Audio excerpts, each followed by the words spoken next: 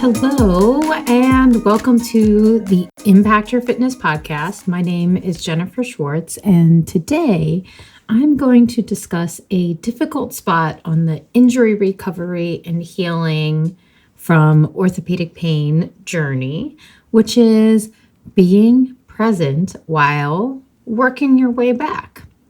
So specifically, I'm going to dive into 3 terms that I use while coaching people in this phase. And if you're familiar with the studio, that would be between phases 2 and 3 of the process that we take our clients through and well into phase 3. So this is something that I do every day unless I basically completely shut off my phone and stay away from social media and my studio, because I will get questions about this from different clients in very different places in their, healing journey. So the 3 terms are muscle tightness, muscle dysfunction, and tension. First, I want to bring your attention to video. If you're watching, I have my monthly quote up on the wall. It says, "Health is full energy in harmony." I love this quote, and I just wanted to share it for no particular reason except that it's a really beautiful thing to remember about our body and yourself. Coming back to your own harmony, your energy, and creating the most potential possible for those 2 things. So that, if you want to know who said that, I will gladly indulge you. Just DM us on Instagram or ask in the comments here on YouTube. So muscle tightness, muscle dysfunction, and muscle tension. All of these things can lead to pain and decreased range of motion. All of these things can be present while having a high-performing body, and they can all be present when there is issues with pain and the cognition of pain. All these issues are also led by the brain. Those are just, kind of things that these 3 things have in common. And the other thing that these 3 terms have in common is that I'm talking about them often. So that's why there's a episode dedicated just to them. Before we get into these definitions, I have a quote from a wonderful book on behavior and the brain and biology.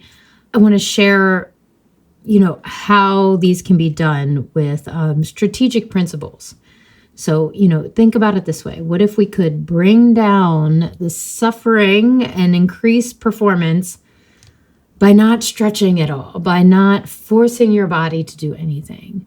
What if we could find a solution by better categorizing these issues and diagnosing these issues? And yes, we can do both. And we do both at the studio here in Alexandria, Virginia, with these principles. So here are the 3 really important things to keep in mind while, crawling your way back to feeling better than ever and full injury recovery. One principle is empowerment and not creating a nocebo effect. So sometimes we can get ourselves into a tizzy and create more pain with the sheer power of our brain and our mind and our emotions and thoughts. This is a really large topic for me. I think about this very deeply. So we're going to leave any other notes I have on empowerment over nocebo for another episode. I always have to breathe deep when I get into something that is exciting like that term and move on. So we're going to move on. The second principle is understanding that pain is just hellishly complicated. It is not simple. And I'm speaking about this from a neurochemical a sensory standpoint, a mechanical standpoint, an emotional standpoint. So give yourself basically some credit for having to battle your way through this, but also like just know that it is complicated, and there's usually not a black and white approach to this phase of healing and getting back to full fitness without unless you're just taking the pill route. That does seem to be a pretty simple, not complicated way to do it in the short term. So if you're trying to do this without the help of pharmaceuticals, it is complicated. The third principle is adopting a biopsychosocial cognitive approach to pain resolution. This is another really big topic. I have a TED Talk, a brand new one, TED Talk link in the show notes that talks about pain resolution and pain neuroscience. And it does incorporate the biopsychosocial approach, which is another big topic for me. So we're going to leave it there and get to these definitions. And so one of the main takeaways here for this little conversation is that one of the keys for resolving pain, tightness, and underwhelming body performance is to resist the urge to categorize all pain as bad. Because guess what? All the signals, all the factors of our life do matter. So if you have pain and poor sleep, that matters. If you have pain and you are worried about taking time off of work to deal with it, that matters. If you have pain and have a high stress environment, from a situation with your dad to a situation at work, it matters. Your exercise matters. The amount of activity you do matters. And your attitude towards all these things matters. Your perception of these things matter. So that's what I mean, like resisting the urge to categorize as all pain as bad. It's because it can just be so much more under the surface. And I'll just start with this quote to like wrap this up. So Robert Sapolsky has a book called Behave. He is a brilliant researcher in hormones, stress, and biology. Highly recommend any of his books.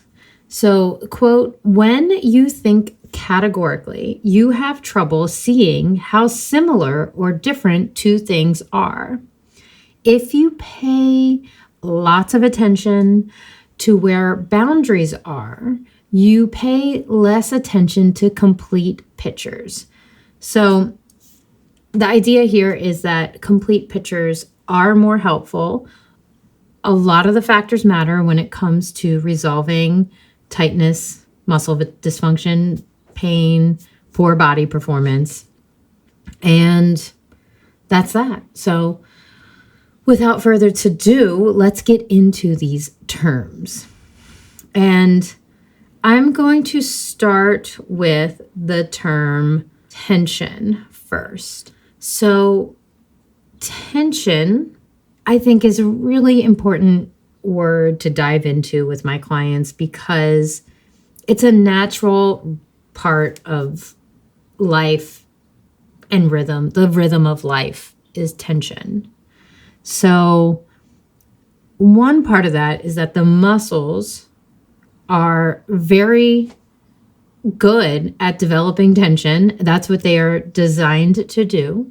And in fact, if we didn't have muscle tension, we wouldn't have upright posture.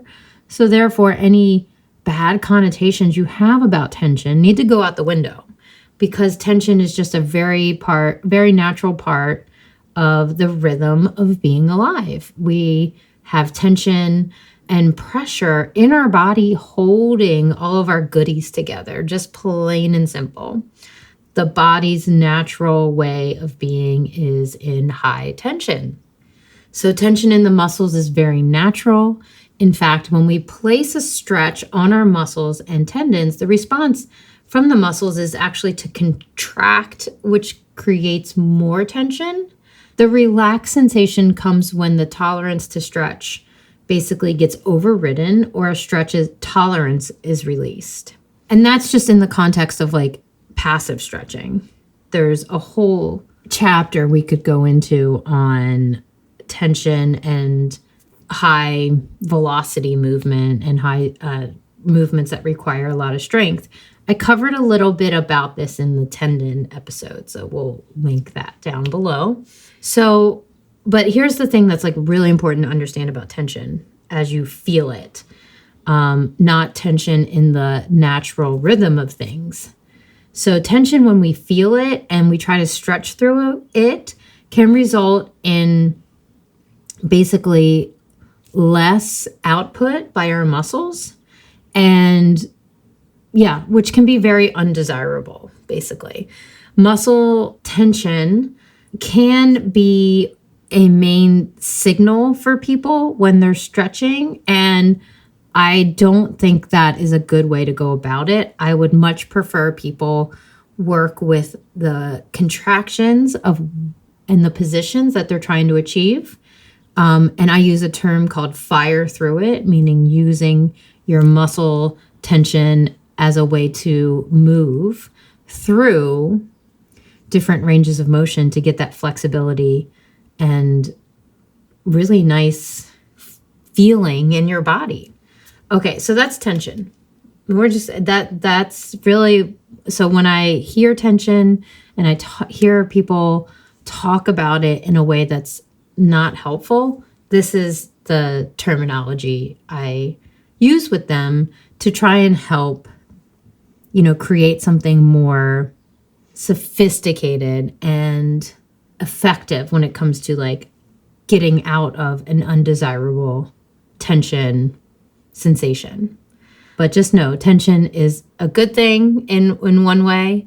We want it in our muscles so that we can stay upright, and it's not something to overcome or fight all the time with your flexibility training.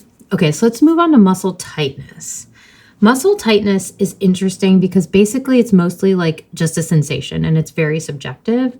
And so in that way, it like doesn't mean a whole lot on the clinical perspective, but muscle tightness is something that comes up all the time because people feel it and they want to tell you how their body's doing. And this is the only word that they have. It's like, it's tight here, it hurts here. And a big part of my work, like I said before, is to not categorize everything as bad. Like we have to just pay attention to more delicate matters. So muscle tightness is important to know about because it serves a lot of the times as like this protective mechanism in the body. The body attempts to prevent injury, and it does that by limiting movement when a muscle is overworked or like the biomechanics just like aren't in your favor. So biomechanics, I look at as an individual thing that everybody has. Like you have a lot of options for the movement and the mechanics that you want to create, or you have less options. And the more options you have is based on strategy from the brain and like strength through those ranges of motion. So biomechanical options just vary for every individual. So this could mean that they have a certain way of moving that's not ideal, like a bad habit.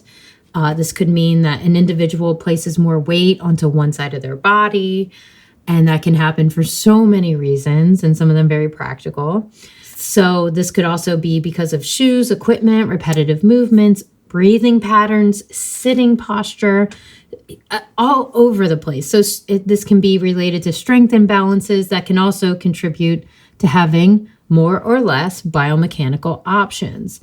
So I just think it's when I'm working with clients and trying to help people with this difficult, complicated phase of recovery, it is important to say tightness is a protective mechanism, and it was helpful at some point on your journey, but being able to move beyond that requires a biomechanical kind of focus for mobility, for strength training, and viewing the body. So this is a really important topic because it's just something that comes up in every single new client, new person. So, okay, we're 17 minutes in. We're almost done. Muscle dysfunction. This term is something I use all the time. And it's a term that I use to be a bit more holistic about my client's issue. The idea is to like optimize the dysfunction rather than just like categorize it as bad. So if we optimize the dysfunction in the muscle rather than chasing it around, we have this new idea, a new strategy that's I don't want to say positive, but it's just more workable. It's more helpful to think of it as, okay, I can optimize instead of chasing around and pretending like everything is just bad. Every sensation except strong and pain-free basically is bad. And I'm trying to just take that out of your system. So a way to show people that our treatments are about getting back to like the most natural posture, and I call it back to the factory settings. So this word is an attempt to show people that's what our treatments are about. I'd like to think that this mindset promotes a proactive attitude towards movement and empowering individuals basically to take control of their bodies and develop a deeper understanding of how their muscles impact their well-being. So this holistic approach goes beyond the traditional views of muscle maintenance and just like burning calories. It's opening us up for a lot of possibilities for improved overall health and longevity. So muscle dysfunction has to do with the neuromuscular strength, tolerance, and how our body creates movement given its biomechanical options and what is available to the muscle in like a contractile sense. And that's a very fun thing to talk about for me with clients because it's what makes us unique here at Impact Your Fitness, is focusing on the contractile ability. So here are some 3 steps that help people get from feeling stuck in a recovery journey to feeling improved and on their way to better than ever. So 1 is understand muscle tightness and muscle dysfunction within your body. So that requires a very detailed approach to range of motion and what you need. So it's strategy. 2, focus on optimizing the muscular system with isometrics and improving contractile ability. I'm going to talk about that so much on our timeline of the Impact Your Fitness podcast. Number 3, utilize your new mechanics in strength activities. So that means not just going back to the cookie cutter exercise list from your favorite guru or influencer. It means understanding how your mechanics work in your chosen exercises for strength. So yeah, that's it. Muscle tightness is muscle dysfunction. Overstretching causes muscle dysfunction. Dysfunctional muscle has qualities of tightness, weakness, stagnation, low voltage, and poor neuromuscular activity. So it's complex. Sensations are really complex. Emotions about pain are complex. And I just want to help you guys use terminology that is helpful so that you can see the opportunities to change and be a little bit more about optimization instead of just chasing tightness and pain around and hoping it just goes away with little tricks. So if you want to be more focused in your exercise, join me on the course, Be Your Own Exercise Guru at jennifersimoneschwartz.com, or hang out with us at the studio, see what it's all about, hang out on Instagram, and let me know what you guys are thinking about this podcast. And if you like these helpful, coachable moments that I'm sharing here on the podcast. Thank you so much for being here. And the Think Fit, Be Fit Network thanks you as well. We would love to know what you want to hear from us, who you want on the podcast, and if you're loving it, share it with your friends, clients, comrades, colleagues, whatever. All right, have a nice week. And, I hope all of this impacts your fitness in a really productive and functional way.